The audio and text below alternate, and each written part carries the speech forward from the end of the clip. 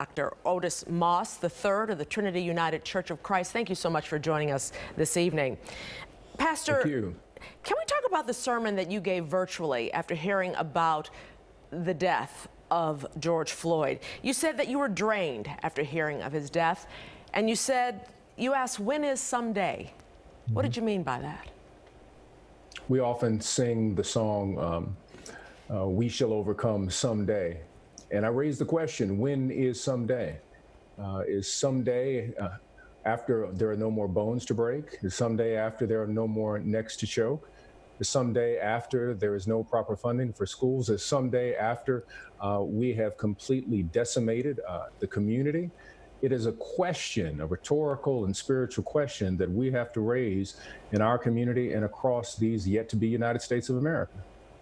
Reverend, I also heard you say recently that a number of events that, as it turns out, have happened in just the last few weeks have really pulled back the Band-Aid, in your words. Absolutely. First, we have Ahmaud Arbery. Then we have the killing of Breonna Taylor. Then you have George Floyd. But this is a succession. America is dealing with two pandemics, one COVID-19 and the other is COVID-16-19. The moment that people of African descent arrived on these shores. And we have been resisting against this particular epidemic. And now, for the first time in American history, we are seeing a multiracial coalition that at least recognizes the anguish that people of African descent are experiencing. It has been called by some America's original sin, racism. Can it be eradicated? You call it a viral agent. It is a viral agent. It affects the spirit, it affects the soul, it affects the mind.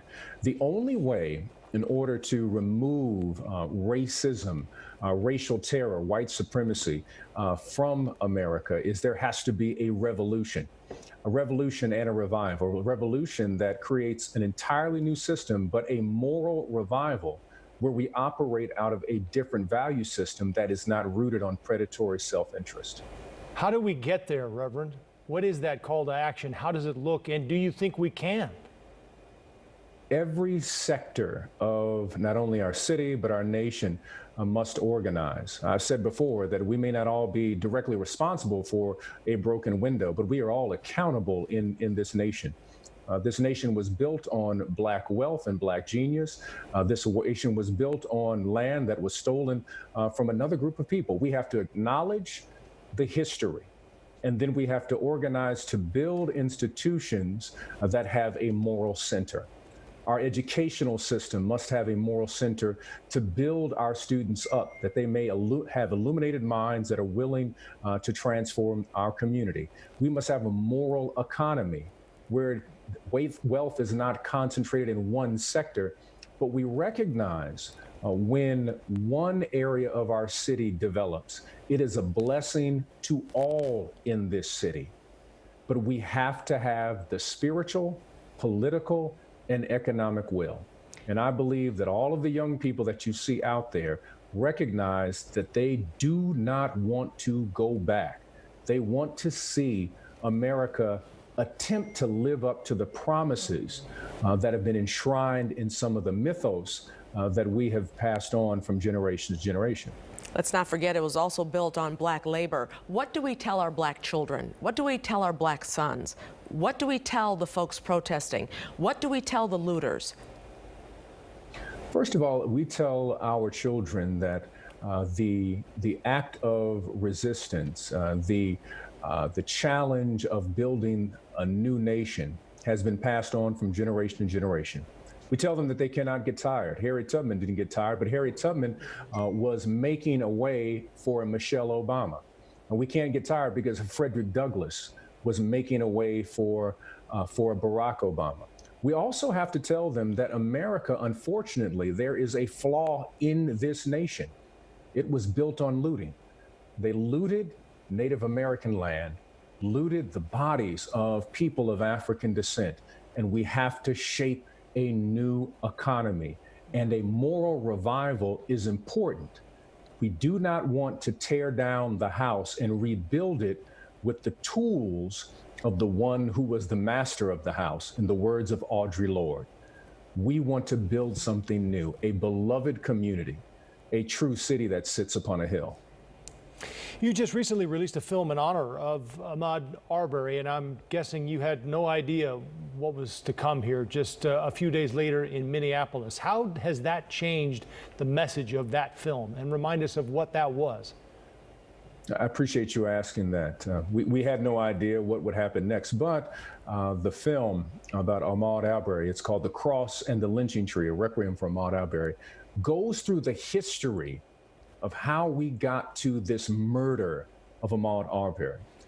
The criminalization of Black bodies, the weaponization of Black bodies, and the fact that Black wealth and Black labor and Black genius built this country. The wealth of our spirit, the wealth of our mind, the genius of our cultural creativity, and the genius and the wealth of our hands built this country, and how we have criminalized Black bodies that led to the peonage movement after 1877 in the Reconstruction, then moved into the war on drugs, which has militarized our policing here in the United States in the 70s up to today, what Michelle Alexander calls the new Jim Crow. So when these two men witnessed Ahmaud Arbery running, just trying to stay in shape, they didn't see a human being that was running in the sun, breathing fresh air, trying to stay in shape and enjoying himself. They first saw a criminal, and they felt it was their duty as men in Brunswick, Georgia, that has a unique history in reference to people of African descent. It was their duty to stop him. And quickly, with all that has been said, how do we remain hopeful? We remain hopeful when I look out and I see young people, Black, white, Asian, immigrant, documented, undocumented, queer, trans, out here fighting for a new America. I'm hopeful. I'm hopeful because in the process of looking at our blues, we are still seeing the good news of a new possibility. I'm hopeful because there is such incredible energy. I'm hopeful when I see students taking a knee, and I see an officer so deeply moved that they have to take a knee. I'm hopeful because there will be a generation that is not yet born that will say that there were a people before us that were willing to build something unique, open the door just enough so that we would have the courage to walk through, so that everybody would be able to feel the sunlight in this democracy we call America. Reverend Dr. Otis Moss III of the Trinity United Church of Christ, thank you so much for being with us this evening.